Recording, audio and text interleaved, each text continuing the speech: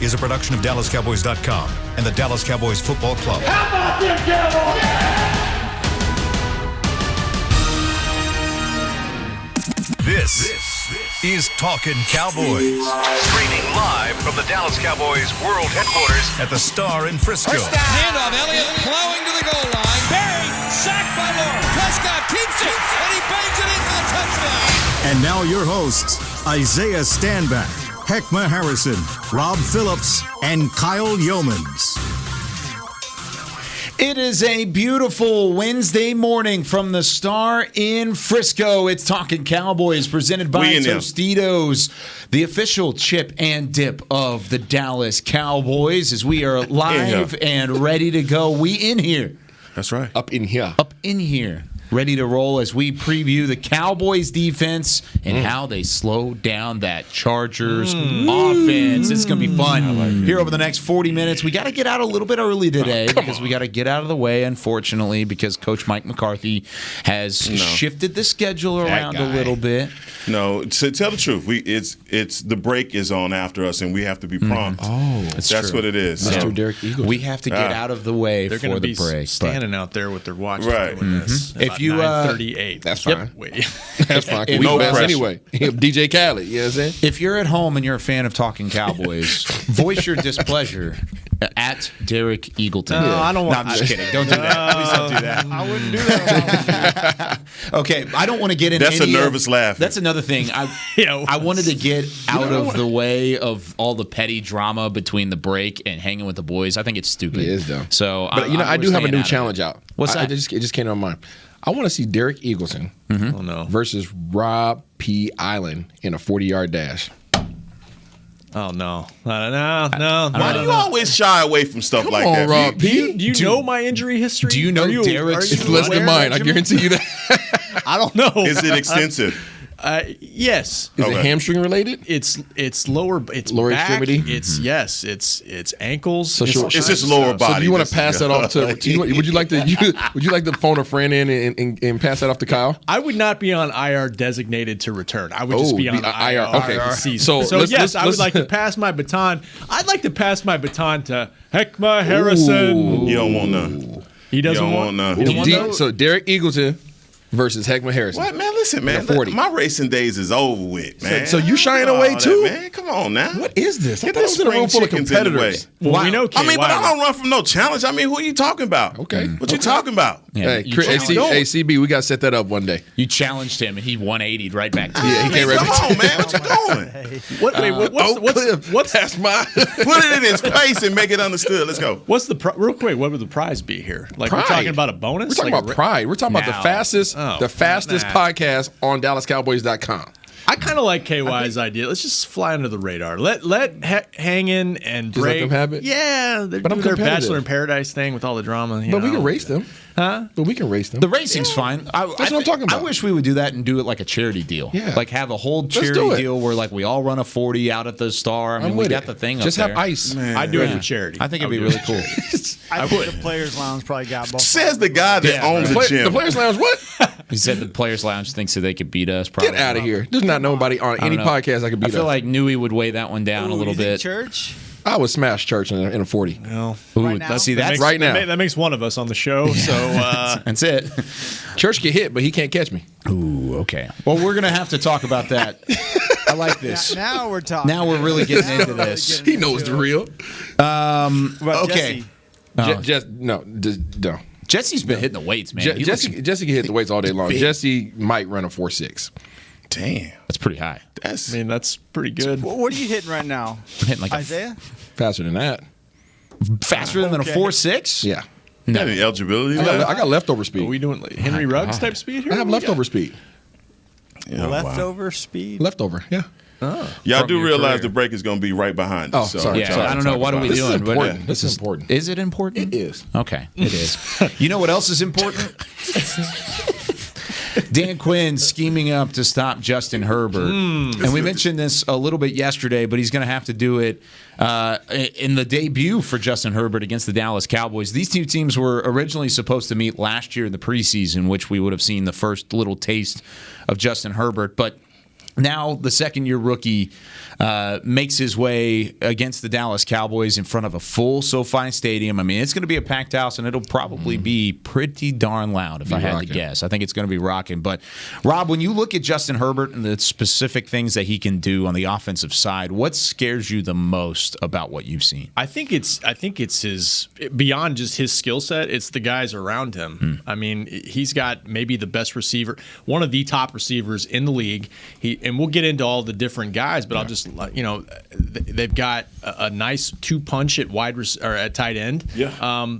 And they've rebuilt their offensive line. So it's early, so it's hard to know exactly what they look like. And they went up against a really good defense that got to him to some degree. Washington did last week, but it's just kind of a better supporting cast than he had last year. So I kind of look at it the same as Joe Burrow in Cincinnati. Like, just by that alone, he's more of a challenge than he would be last year, I think.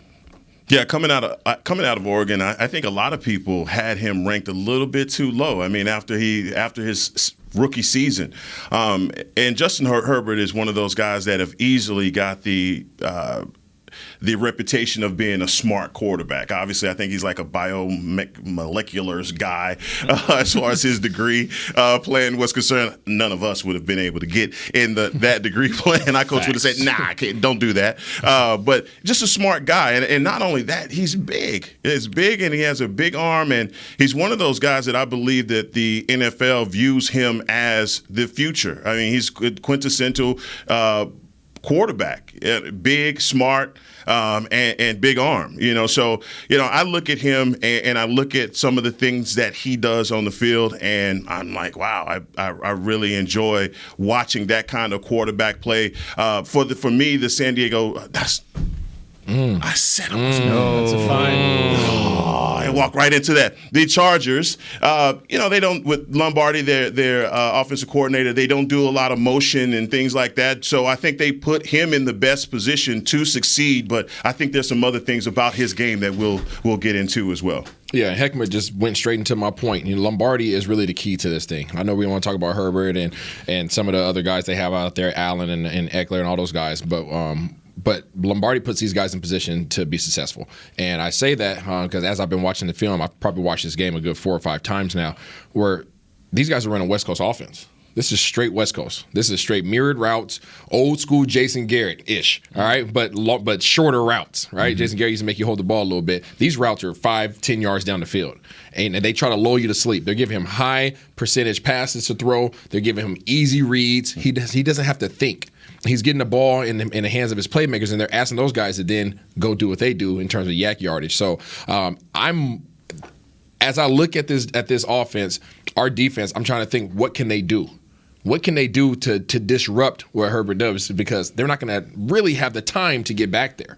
Kind of a challenge like last week where Brady's got the ball out of his hands in 2 seconds, second and a half. It's going to be like that.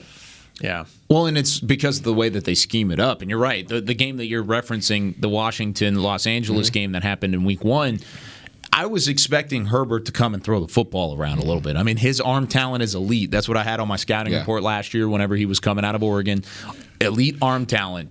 And then you also look on the outside, and I would say Mike Williams and along with Keenan Allen are both top-notch deep threats in the league, both of which can take the top off of a defense, but they don't. Yep. At least they didn't last week. And they might this week. Correct. That's my question that I'm going to turn around to you. Do you expect them to do something like that? I think they may take more shots at us. Reason being, when you're playing against the Washington football team, you don't want to hold the ball for an extensive period of time. So they weren't allowing those guys to get home, even though their rookie tackle did a heck of a job keeping the defensive line of Washington at bay. Sean Slater. Yeah, Slater, freaking man, he showed up. I didn't even know who this cat was until I watched the film. All you got to do is ask Kyle. Kyle you should have asked me. You knew who he was. Filled me in. Stop it. You filled me in. But no, I think that they did a heck of a job, and I think they're going to take more shots against us.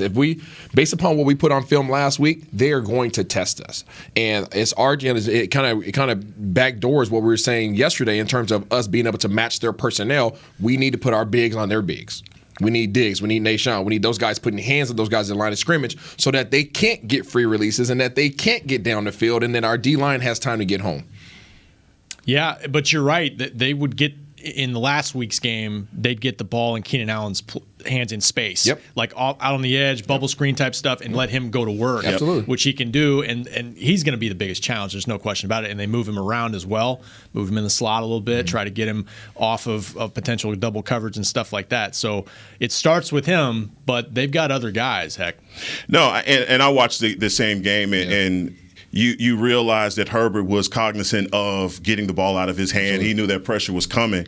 But Keenan Allen, to me, is the possession receiver for the Chargers. He's a guy that can run all of those intermediate routes. He does that well. I mean, top 5 dead or alive when it comes down to route runners. Sure. Keenan Allen is that. And you can argue at 5 all you want to, but he is in the mix of some of the best. Mike Williams, when you watch the Chargers, he's their big play guy. Yep. And the thing that I noticed about Herbert is he is still a young quarterback, and he has young quarterback tendencies. He will stare down his receivers. Yeah. And that may be the opportunity for our defense because he does that. Now, I got to ask you, because, a lot of times when you give your anecdotal accounts about playing wide receivers and DBs in this league, why is the perception that if you're a zone corner, you're not any good? Because to me, looking at this team, if you play zone, you don't have to travel, guys. Yep. You can actually stay back and do all the things that you talked about as far as putting hands on guys and recognizing where the areas that you're covering. Yeah. So you don't have to take the same approach that you did last week, per se, with Tampa. True. And so, I mean, for you, do you think that when you looked at the tape, did you say zone works better versus this, or are we going to stay true to the Tampa 2 man? I think you want to play zone. I think you want to play kind of one high zone, though, because the reason being these guys run a lot of flag routes, a lot of out routes. Yep. And you want to have those guys underneath, right? You want to have 4 to 5 guys playing within that 5 to 10 yard barrier because that's where they're living. So being able to put Neal and be able to put Parsons and Jabril Cox and all these guys at that second level to be able to run sideline to sideline, but also have the length to be able to consolidate those gaps, because you're going to have gaps in the zone. That's what a zone is, right? And those guys are going to try to obviously take advantage of that. But when you have length and when you have speed, that's when you can kind of counter their ability to be able to convert on those things. Do you think? I'm just trying to go back to what we had talked about yesterday, because we mentioned man versus zone against this. Has your thought process shifted at all on what you want to go to in terms of how you would, if you were in Dan Quinn's shoes, combat this offense? I think you have to mix it up. And the thing is, those guys, you obviously don't want to come out and just run straight zone. Sure. Especially with these guys. And that's not what they did last week. Yeah, that's not what they did last week either. I mean, you would never do that in a game plan. However, these guys run a lot of tight splits. So when you're running a lot of tight splits, it makes it difficult to play man. What is tight splits? Tight splits meaning that the receivers, instead of being out wide, they're literally close to the tackles, right? So these guys are 2 to 3 yards off of the tackles. Looks like a bunch. It looks like a kind of a bunch set, but 2 guys on each side, and they're typically running the same so route. You're keeping things in toward the hash snug, marks a little bit more. So you allow yourself to have 12 to 15 yards of space to run your routes on the outside.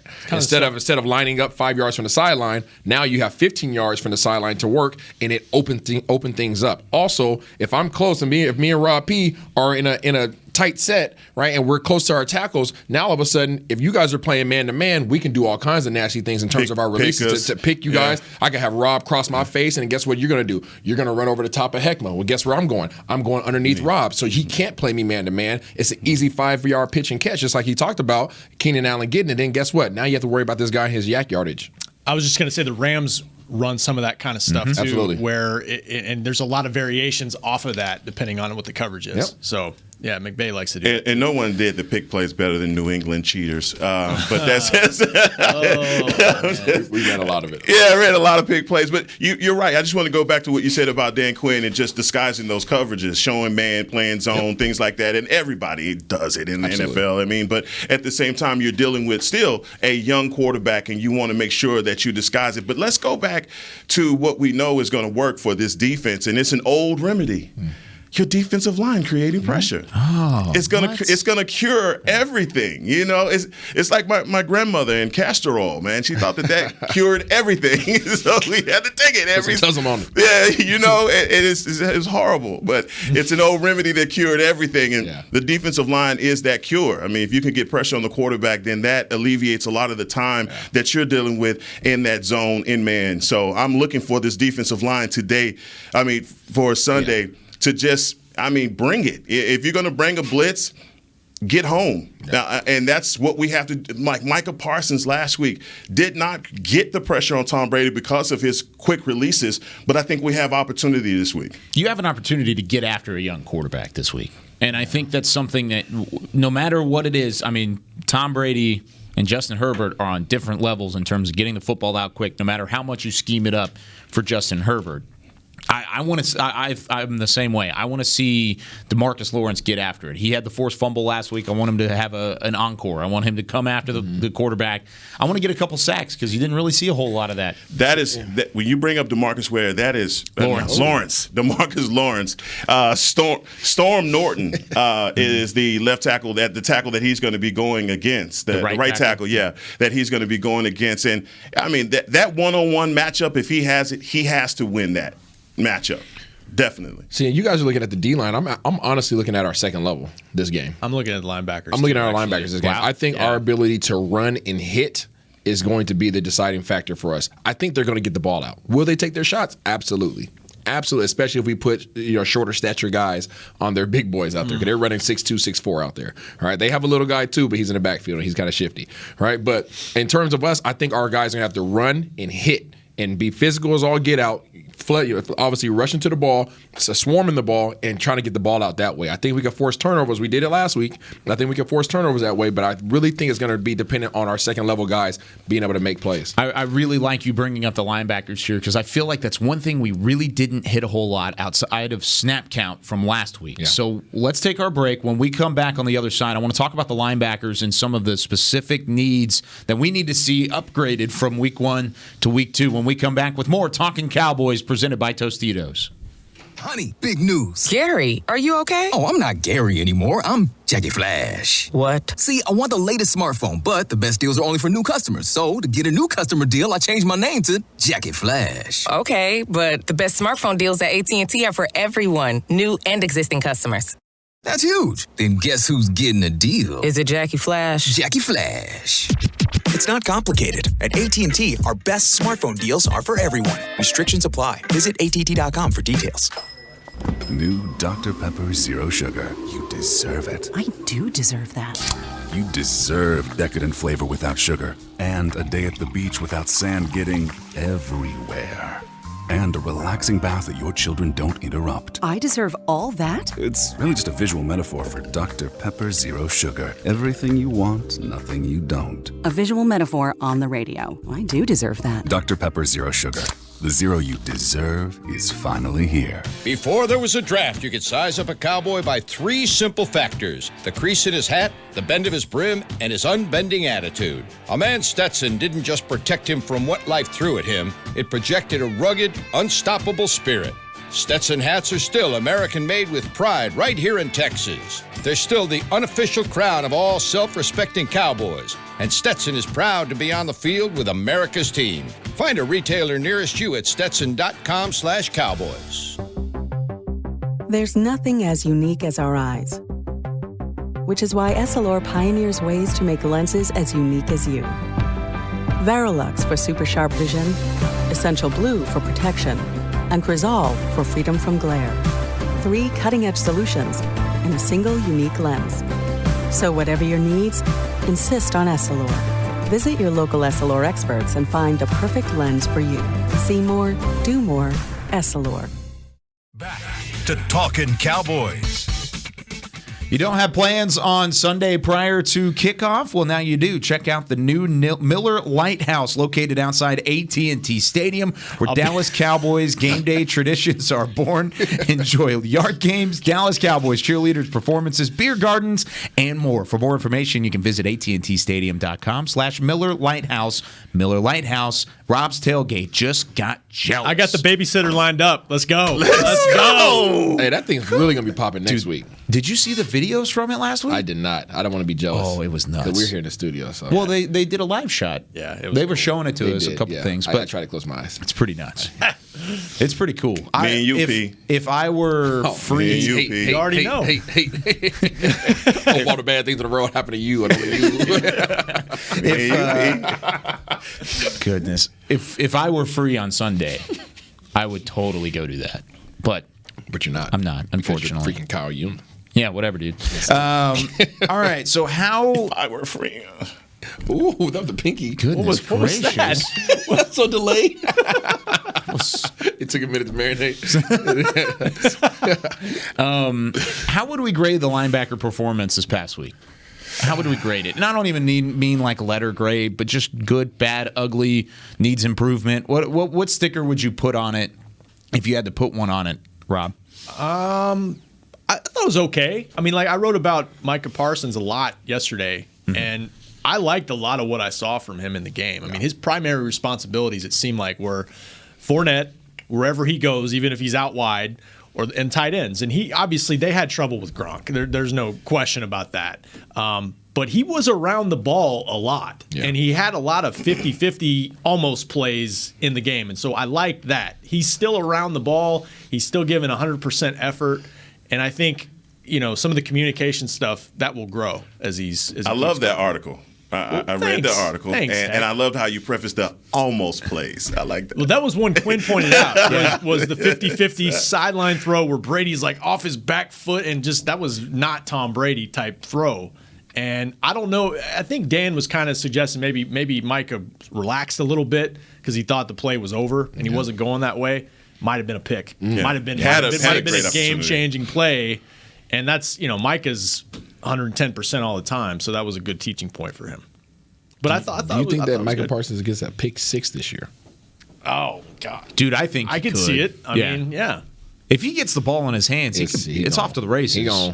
I mean, I don't know if he's gone immediately the first time he gets the ball, but man, I mean, at Penn State when he got the ball, he was pretty lethal with it. What did you guys think? I mean, obviously defensively they gave up plays. I mean, the second Gronk touchdown was clearly just a busted play. It was a busted play, and Quinn said I shouldn't have called it. Should not have. So I'm glad he admitted that.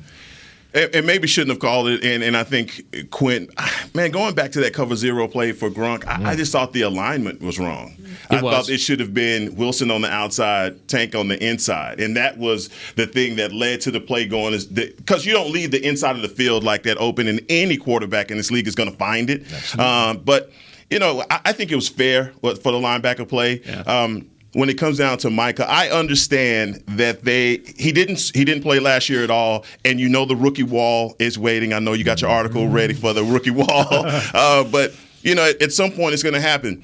But I don't want to see him leave the field yet. I mean, you see him in there on running plays, and he's capable. I mean, he's like you said, he's always around the ball. He's that opportunistic defender that you want. I love what you were saying, with Dan Quinn's communication, saying that his communication was well. What did you see? Things like that. And not only just for Micah, I think, Neil, he had a situation versus Gronk where, he got burned on the first down, but that's things that are going to happen. You look at this matchup with a guy like Jared Cook, veteran tight end, been in the league, know all the tricks to the trade. You still, again, you get an opportunity to go up against a guy, and I want to see how Neil matches up. I think from a rotation standpoint, I like what we saw on Thursday. Rather, I think the rotation was fine. I thought the way that he matched up specific guys on specific guys is exactly what Dan Quinn was alluding to.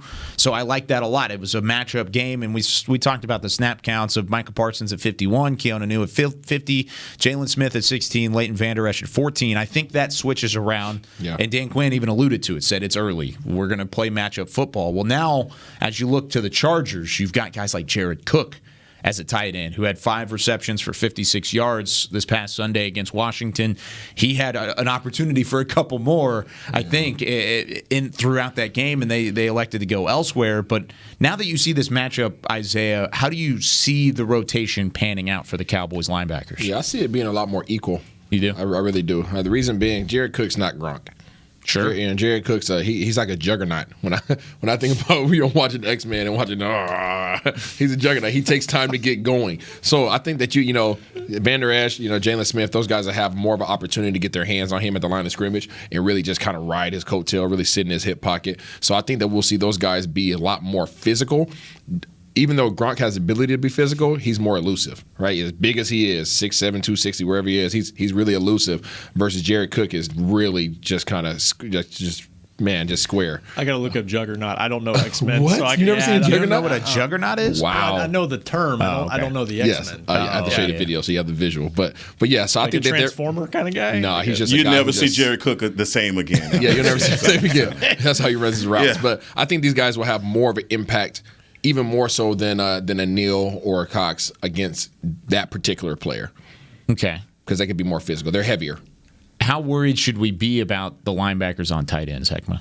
I'm worried about any linebacker other than Neal and Parsons or Cox on the tight end for sure, based off of their history. So, if that's look, my take on this is when you do a comparison between what we came up against last week, I like what Isaiah was saying. It's not the same style of a tight end, but still he's a savvy guy, and he knows how to find those open spaces in a zone or man or whatever it's going to be. I think that, for us, the number one thing has to be circled and underlined is stop the run, because Austin Eckler and Roundtree, their backup running back, this guy out of Missouri, Roundtree the third, he's a bit of a change of pace. And so, I want to see our linebackers come downhill and expose the Chargers in that way. And I think that's the bigger thing for the second level. You show them who the Juggernaut is. Yes. So at least now you know.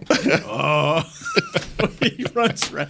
Yeah. Now, Jared Cook has burned the Cowboys before, man. Yes, he has. With Mike McCarthy as his coach a few years ago. Yeah. I was going to go the run game. That was a great point, because we haven't really talked much about Austin Eckler. And they have that guy. Yeah, they have him too. and we didn't talk much about the run defense because they didn't try it much, Tampa Bay did last week. But I thought that was pretty good in a small sample size, that they were physical, they were in the right spots.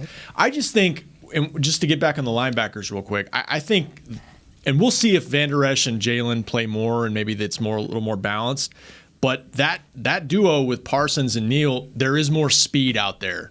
And I just go back to some of those games last year. I'm thinking like Arizona, Cleveland, where they really tried to stretch the Cowboys out defensively and make them go, like you were saying, side to side, move laterally. And that was a weakness last year. Absolutely. Eckler challenges you in that way. Roundtree, even Jalen Guyton, some of the things they do with him, former Cowboy as well. I think the Cowboys are better equipped with their second level to in terms of range to cover some of those things. So I feel better about those matchups than I did last year with the group they had. And they were missing Van Der Esch last year for a good portion of the season too. No, I like that. I think that's one of the team priorities this past offseason was adding that team speed and picking up guys like Neal and Cox who could add to that, and especially Micah Parsons. But is there a chance that the Cowboys slow down Austin Eckler, kind of how Washington ended up doing last week? 15 carries for 57 yards. He still got that touchdown. It was a run up the middle on the left side, just from the goal line or inside the 5-yard line or whatever it ended up being. But is there a chance that the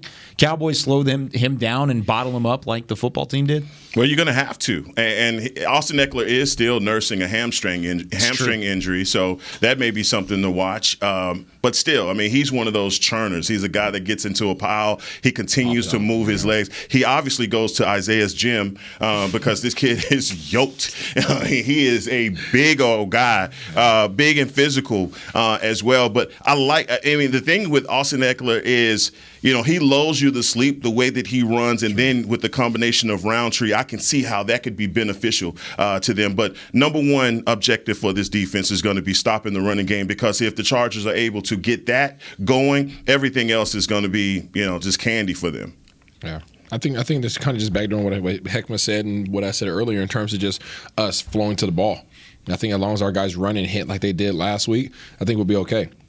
I think you throw Jalen in and Van Der Esch a little more, and then you have the even more. It's kind of like bringing in Joe Frazier, right? You get the heavy hitters in there, and then boom, pop them out of there, and let us bring the speed, right? And just being able to mix it up, I think that's going to be a huge factor for us. As long as we can wrap up, I don't think he has an opportunity to go off against us. I'm sorry. We're shying away from the elephant in the room. Okay, let's talk about the elephant in the room when we come back from a break. Okay, good deal. That? Yeah, we'll elephant in the room. We'll leave it hanging, just ready for the taking when we come back with more Talkin' Cowboys.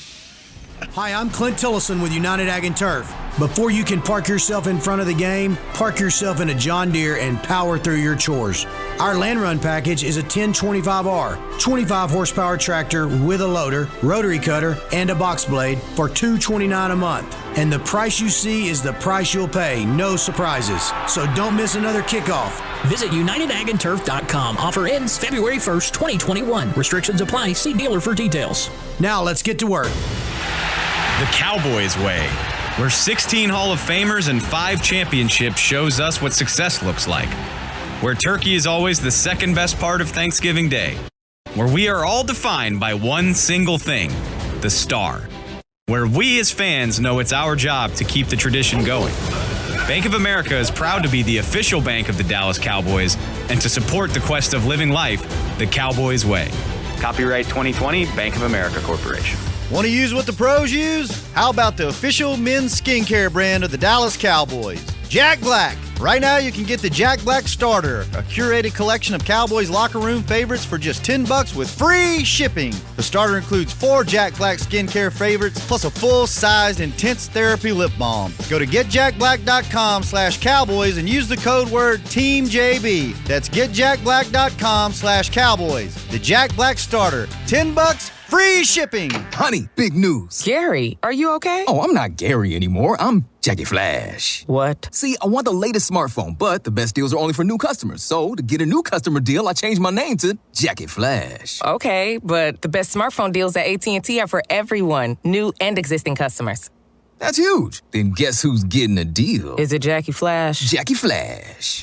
It's not complicated. At AT&T, our best smartphone deals are for everyone. Restrictions apply. Visit att.com for details. Back to Talkin Cowboys. Whether you're watching from home or you're cheering in the stands with Essilor lenses, you can see every exciting play. Book an appointment at your local Essilor experts and see what Essilor can do for you. See more, do more. Essilor on Talkin Cowboys. Heckma's done.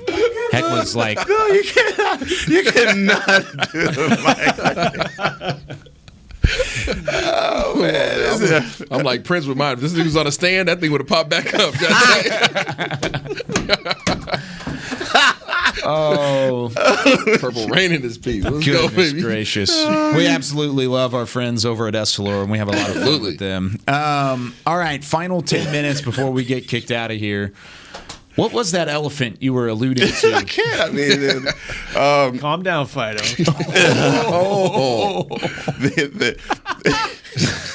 We just played that drop like 60 times in the break. There it is. There it is. So, I mean, defensively, obviously, last week with all the receiving yards that we gave up. I mean, we're talking about Austin Eckler and what their running game can do. Obviously, there's a matchup that we're looking for here. And it's between, we talked about zone versus man, but also who are we going to relegate? I mean, are we saying Brown and Lewis are going to take over for the Mike Williams duties, or the Keenan Allen duties? How do you guys see that unfolding for our defense? Well, I'm curious to see if Trayvon Diggs is just going to travel every week. You know, he shadowed Mike Evans for the most part in week 1. Is that going to be a regular thing? You know, hey, you're sticking Keenan Allen for 4 quarters. Like, I'm curious to see if that's what they do or if they play sides. You know, I would do it. Would y'all do it? You know, I like what Isaiah was saying, big on big, and I like, I think that is more to our advantage in a zone coverage kind of way. And I think if you do that, you don't have to travel, or if you do zone on one side, man on another, it just depends on how. Where Quinn is with his guys. I just feel like when you look at the Chargers, they have guys like Jalen Guyton, the tight end that we just talked about, Cook, and their running back combination as well. They may not have the 3-headed monster at receiver, but they have 3 guys that can actually be that one guy. So, I'm just really intrigued on how we go into this matchup, and I want to see, as much flack as he's taken this week, I want to see Anthony Brown rebound from this game. Because when it comes down, you said they're going to take the shots with Keenan Allen based off of the tape that they see, they're going to do it, right? But also, Keenan Allen's thing is those middle routes. And I think that I hope it plays into Anthony Brown's wheelhouse to be able to defend that better versus, those go routes. Do you think the lessons learned against Tampa Bay last Thursday are going to benefit this team now that they don't have to go up against just the sheer amount of weaponry this week? I mean, we're talking about Keenan Allen and Mike Williams and Jared Cook like they're respectable players, but they are not what the Cowboys saw in Week 1 by any stretch of the imagination. It's different skill sets.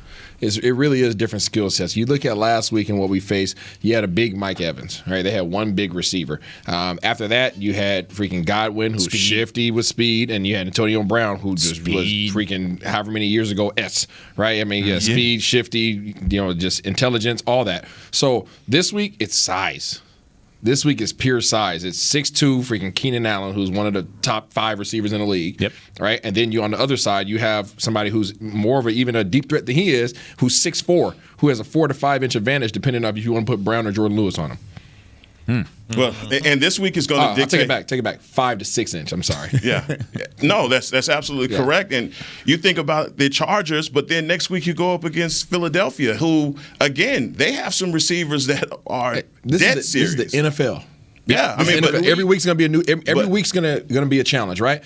But again, compared to last week, now we have to, we talk about matchups. You just talked about how we need to be able to match guys up.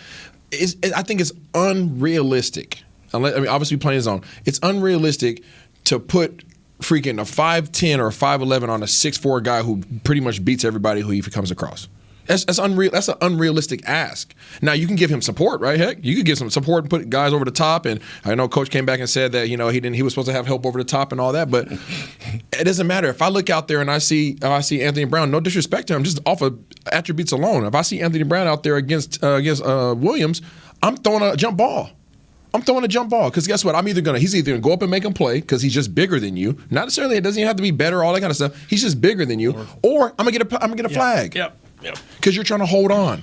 Make them make a decision. Absolutely. Yeah. The Washington put a smaller corner on Williams a couple times last week. Paid for it. It was man-to-man. Throw it up, make a play. Yeah, give it to me. It's one reason why the philosophy they have in terms of length and corners with size. I mean, that's the way this league's going. Yeah. You're getting these bigger and bigger receivers every year with this tremendous athletic skill set, and that's what if you can find a corner that's got the fluidity to do it. Now, is Deshaun Wright ready for this? I guess is the question. That's the question, right? Because this is why you drafted him. Sure. This is why you went up and drafted. Because guess what? Coaches looked at the schedule and they said 6'2", 6'4". Yeah, we're gonna need somebody to go up against those dudes. And right now, we don't have that on our roster. Right? We got our number one in Diggs, right? But he's even only a second-year guy. So Diggs got baptized by fire last year. He might, Nashawn might have to do the same thing. But guess what? We got to find out. You sound like Heckman. Yeah, come on, man. Oh, fighting last week, and now everybody's on the same page. We're brothers. We're happy. We're singing. I think isn't that where the Fido drop came from? No, it came from him, man. He was saying it to me. But seriously, this is why you grabbed him. This is why. Why else would you have gotten Nashawn Wright? Not for Antonio Brown. No, you're 100% right. I mean, when they drafted Nashawn Wright, it was puzzling to every draft expert out there. It was puzzling to everybody. But then he got out there and you're like, okay, now I get it. Size, speed, combination. But why did you do it so early? It's because you knew you were going to go up against guys like this. Absolutely. So if they don't throw him out there, that means two things. Either one, he's not ready, yep. or two, that's not why they drafted him. And I don't see the second one being the case. I don't either. It's just, like Rob said, it is baseline. Is Nashawn Wright ready to go? Well, you've got veteran corner ahead of him on the depth chart too. Kennedy's been in this league a while and has started and played games. I mean, I just think if they want to make a change at some point, they would go to Maurice Kennedy. And I think we give Kennedy. I gave Kennedy a lot of credit because of what he did in OTAs and preseason, getting those interceptions. He was as impressive as anybody in camp. But I always look, I always look at a guy's career. What has he done in his career? Has he been that in game speed? Do we have tape to show in game that he's been that dude? And I don't think we have a lot of that. I mean, he played 2 snaps, I believe, last game. And that's not enough, and especially when you're getting beat like a drum in the secondary. So he needs opportunity. But real quickly before we wrap things up, kind of along the same lines of a veteran who didn't see any playing time, Malik Hooker Did we ever figure out why he was inactive last week? Was it just a numbers thing? Yeah, I mean, I think they're trying to ramp him up. They barely got to see him in training camp, honestly, and they're just going off of his history. He hasn't played special teams in his career, so if he's not going to be on defense, then what's the role for him on game day, I think. But Stephen Jones said on the Fan a couple of days ago, like, I think we're going to see him in a uniform this week probably. I mean, they want to see what he can do eventually. They're just trying to get him back to, football. He didn't get back into practice till we got back from Oxnard. There were a couple breaks, of course, against Tampa Bay, and there always will be because it's Tom Brady and that offense. But in terms of the play that you saw from DeMonte KZ, did that make you feel comfortable about the safety position moving forward? Or do you feel like Hooker's going to come in and immediately have an opportunity to challenge for a starting spot?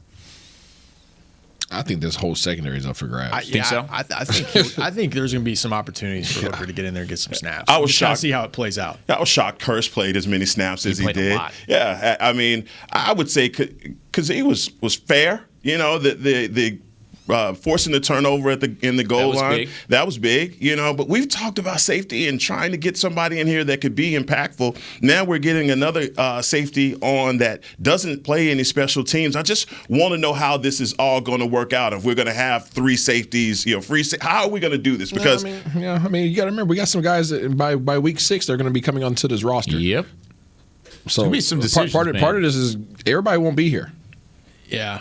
The Curse thing was interesting because I think that was more the tight end deal, the double tight ends. Like, that's kind of the role they envisioned for him when they signed him. And that was at expense, I think, of Jalen Smith and Leighton Vander Esch. So maybe depending on the matchups, because we keep talking about matchups, maybe that balances things out a little bit. He's not going to get 40 snaps like he did in the first game. Less Curse, more LVE, more Jalen Smith. I think so. Especially if the Chargers don't go a ton of 12 personnel and don't throw two tight ends out there, because I don't see them doing that nearly as much as what Tampa Bay did last week. But that's going to do it for us here on Talkin Cowboys. Glad you've been with us here over the last 40 minutes. Special thanks to Chris Beam in the back and Heckma Harrison. What are you pointing at, Isaiah? 3 days, 3 watches. What happened? Can't hide money over here with Heckma Harrison. Goodness gracious. The watch game. This old thing. Darn. Excuse for me. Heckma Harrison, for Rob Phillips, for Isaiah Stanback, I'm Kyle Yeomans. We'll see you tomorrow with more Talkin Cowboys presented by Tostitos. This has been a production of DallasCowboys.com and the Dallas Cowboys Football Club. How about this, Cowboys? Yeah!